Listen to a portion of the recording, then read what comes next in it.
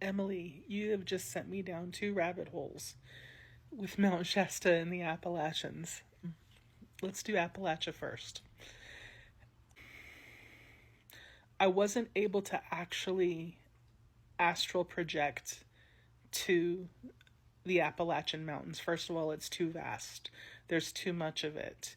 And the energy there, I was able to commune with the energy instead of traveling there. But the energy of the Appalachians is primal. It is literally the oldest mountain range on the planet. It existed before life as we know it, I should say. It's almost like a different dimension. There's a thin veil between dimensions, between where we live, the dimension. I'm not talking about timelines. I'm talking about actual, it's a dimension into a different universe. The veil between the two there is very thin. And I'm seeing, it almost looks like a fissure that goes up the middle of the Appalachian Mountains, that goes all the way up the east coast of the United States. And I'm getting the part that's in Scotland and up, that broke off when Pangea split. I'm getting is, while there's still echoes, it's more dormant up there. But there's enough activity in the fissure that I'm seeing on the east coast of the United States that's still very active.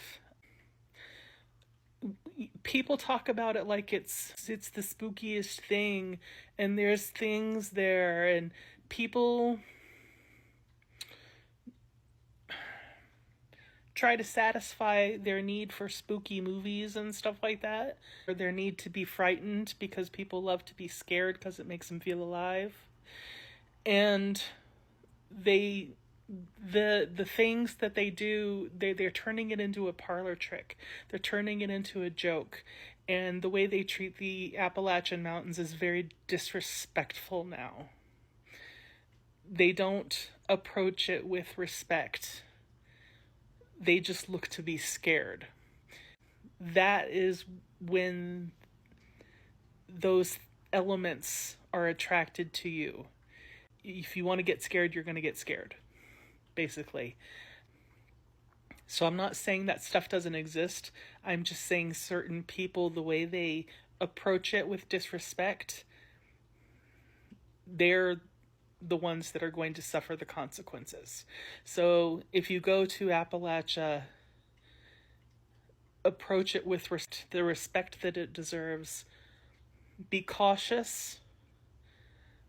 I don't recommend going at night.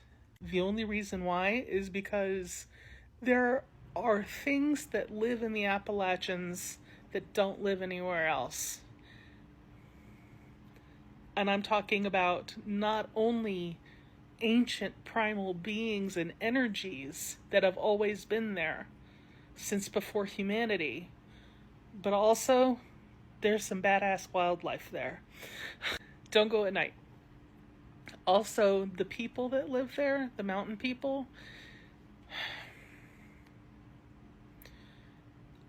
I felt into them, and they have been, it's not like I've always thought of them as like some kind of tribal people who have just been separated from modern society. They live differently and think differently, and it's a different society or culture, but it's more than that. They live within that primal energy, that ancient, and when I say primal, don't take that lightly. When I say ancient, don't take that lightly. Our human brains, I don't think, can comprehend how ancient and primal this energy is. Think the birth of life. The birth of life as we know it and before started there in the Appalachian mountain range. And there are things that we can't comprehend that are there. And they're mostly energetic. They're not physical beings. But that feeling that you get when you see videos there and stuff like that, that's the energy that you're feeling. Is things that have always been there, but they don't exist anywhere else because life evolved and moved on. But for some reason, there's that break in the dimensions that keeps it going. Things come and go through portals. They alternate between they come and go between dimensions, and the people that live there are so within that energy that honestly they could possibly eventually, if not yet, be a different species of human. I'm not talking about a different race, because that's just not a thing, really. I'm talking about a different species of human. And it's fascinating to feel their energy. To me, it feels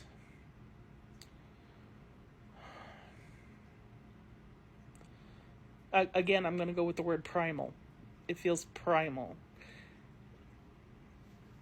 And I know nothing about these people, but that's the energy that they carry. And they are a very different breed of human than we know. We need to leave them alone. Just leave them alone. And don't go to Appalachia looking to get scared. Don't go to Appalachia looking for spooky. Don't go to Appalachia looking for the mountain people. Respect it. Leave it alone. That's all I can say. The energy there is just, it's too much, and you won't be able to handle it if you try to take it on. And this is a long video, so I'm going to do Mount Shasta in a separate one. Okay, I love you, bye.